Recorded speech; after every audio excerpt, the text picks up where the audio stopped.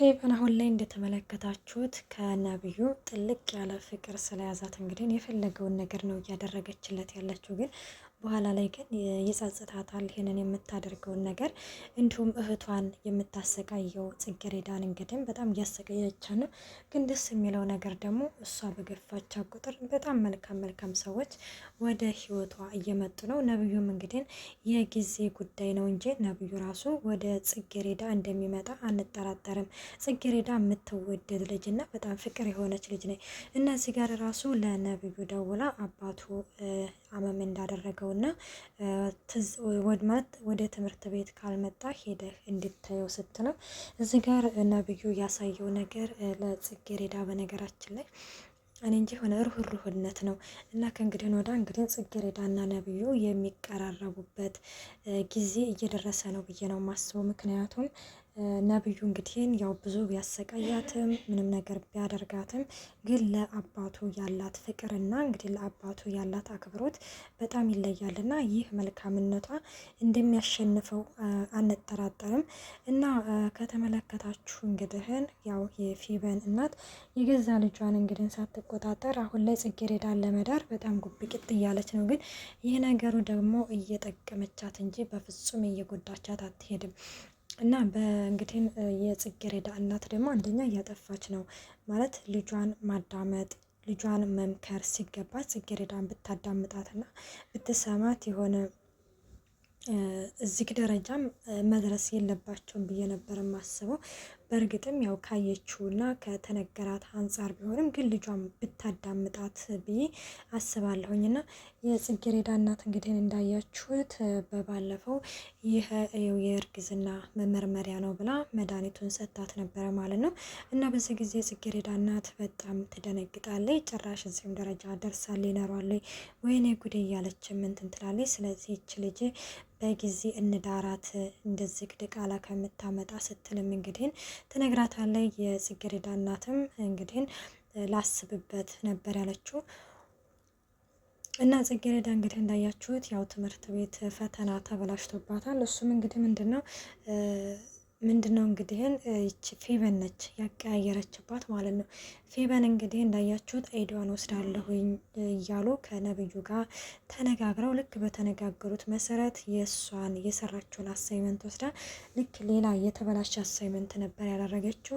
ይቺ ጽጌሬዳ ደግሞ ከመቸኮሏ የተነሳ ያው ቸክ ሳታደርግ ምናምን ያንን አሳይመንት ትሰጣለች እና እንደተበላሸ ማለት የወረደ እንትን ውጤት ይሰጣታል። በዚህ እንግዲህ በጣም ተናዳ ነበረ።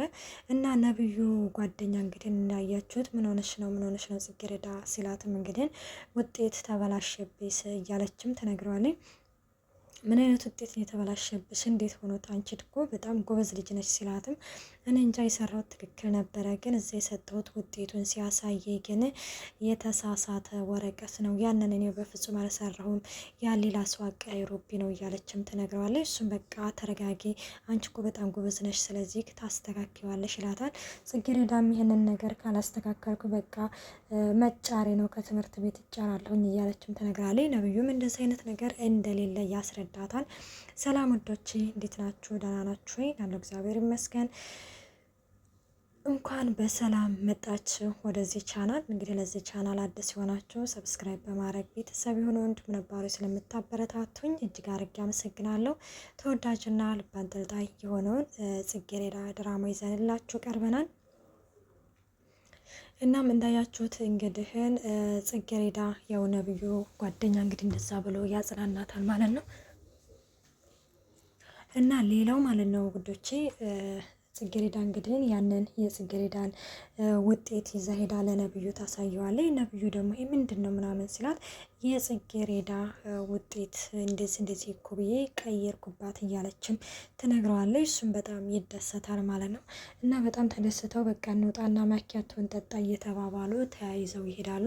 እዚህ ጋር በነገራችን ላይ ፌቨን እንደተመለከታችሁት ነብዩ እኔ እናንተ ምንድነን ብላ ጥያቄ አቅርባለት ነበረ። ምን ማለት ነው ደግሞ ይሄ ብሎ ሲጠይቃትም ማለትማ እኔ ስትለው ስልክ ይደወልለትና ነብዩም ትቷት ዘወር ይላል ማለት ነው። እንግዲህ ምን ልትለው እንደሆነ ሁላችንም የምናውቀው ነው። እንኳን ጽጌረዳ አይደለችም ልጇ እናቷ የራሷ እናቷ እንግዲህ የኔና ያንተ ልጅ ይመጣጠናሉ ብላ ለነብዩ አባት በባለፈው እንደተመለከታችሁት ሁለቱም ሀብታም ናቸው፣ ስለዚህም ደግሞ ይመጣጠናሉ፣ እናጋባቸዋለን ልጆቻችንን እያለችም ስትነግራት ነበረ። ግን መቼም ቢሆን የማይሳካለን ነገር ነው። ነብዩ ሄዶ የጽጌረዳ እንደሚሆን በእርግጥ አንጠራጠርም ማለት ነው። እናም ሌላው እንግዲህ ያው ይሄኛው ልጅ በባለፈው ሊገጫት የነበረው ልጅ ነው። እሱ እንግዲህ አሁን ላይ በጣም እየሰማትና እንዲሁም አለ አይደለ በጣም እየተቀራረቡ ነው። ደስ በሚል ሁኔታ እንግዲህ ጓደኛሞች ሆነናል እንገናኛለን እየተባባሉ እንግዲህ አንዳንድ ሀሳቧንም ሼር አድርጋለት ነበረ። እሱም ቁጭ ብሎ ያንን ሀሳቧን ሼር አድርጎላት ሼር ማለት በጣም ሰምቷት ምናምን አጽናንቷት ተለያይተዋል። እንግዲህ የጽጌረዳ እናት አሁን በስተመጨረሻ ጽጌረዳን ለመዳር ተስማምታለች። ግን ትምህርቷን እንዳስተምራት ትምህርቷን እንዳታቋርጥ የሚል ጥያቄ ብታቀርብም የፌቨን እናት ግን እንዴ ምን ሆነሽ ነው? ልጅስ ብትወልድስ ደግሞ ምንድን ነው ችግሩ? ሰውዬው እኮ ዝም ብሎ ሰው አይደለም፣ በጣም ባለሀብት ነው፣ አሜሪካ ምናምን የሚመላለስ ሰው ነው እያለችም ትነግራታለች ማለት ነው። እና የጽጌረዳ እናት እንግዲህን ያው ተስማምቻለሁ ብላ እንግዲህ ጽጌረዳን ለመዳር ተስማምታለች። ይህ ነገር ግን እኔ በፍጹም መሆን የለበትም ብዬ ነው የማስበው። ግን በእርግጥም ሰውየው ተዳቋል ስላችሁ ያው ዛሬ ላይ ራሱ ያው አሞት ነበረ። እና ውዶች እስከዚህ ድረስን ይዘንላችሁ የቀረብነው